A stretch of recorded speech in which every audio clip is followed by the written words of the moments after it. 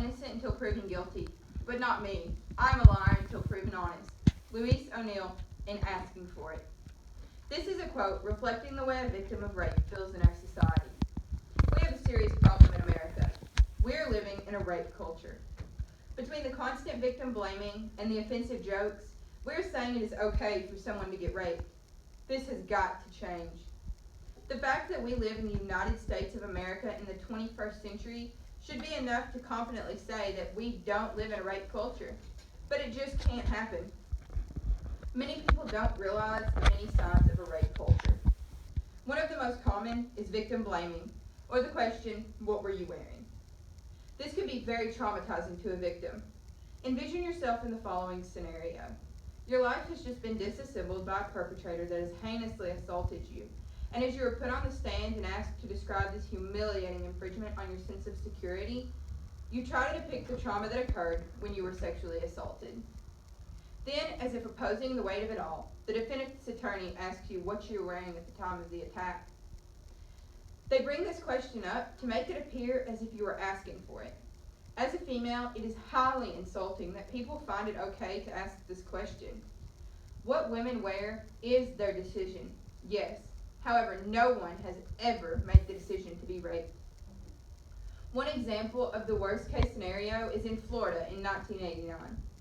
There was a woman dressed in a tank top and a lace see-through skirt with no underwear. The jury found Stephen L. Lord, 26, not guilty of rape at knife point. When asked why they acquitted him, jurors made comments such as, she asked for it, the way she was dressed with that skirt, you could see everything she had. She was advertising for sex. And, as Lord testified, the reason was, she told him, because panties interfered with sex. Even if she did say that it interfered with sex, this doesn't mean that it interfered with sex with him. This is proof that it does happen. Also, in the recent case against Bill Cosby, his lawyers used defenses such as, since a victim took a pill, she was at fault because she took it willingly. Just because a victim takes a pill willingly doesn't mean that she's asking for rape. Another example is, we trivialize rape.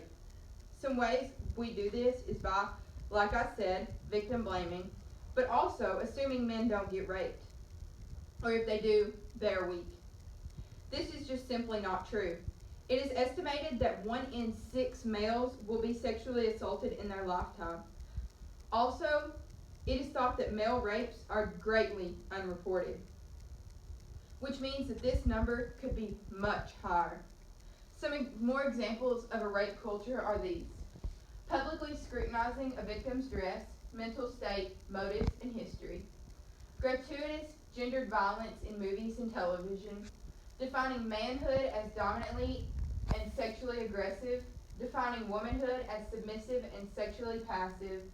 Pressure on men to score and women to not appear cold. Assuming only promiscuous women get raped. Assuming that men don't get raped or that only weak men get raped.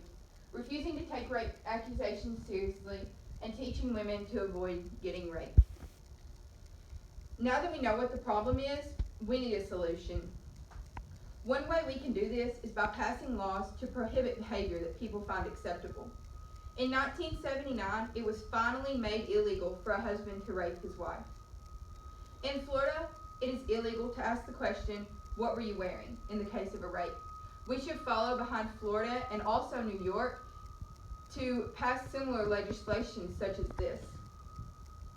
Another solution is, we need to speak out. If you hear someone making an offensive joke or trivializing rape, say something. If you were sexually assaulted, report it. Because if you don't report it, who's going to report it? And that same person could rape multiple times after that and still get away with it. As I hope you have gathered from this speech, you have realized that America is a rape culture, and that the things that make us a rape culture must stop. I've talked about what a rape culture is, as well as victim blaming and trivializing rape, and have told you the solutions to fix it. As I have discussed all of these things, I hope you will now put into action what you have learned to help stop these horrible ways of our society. Thank you.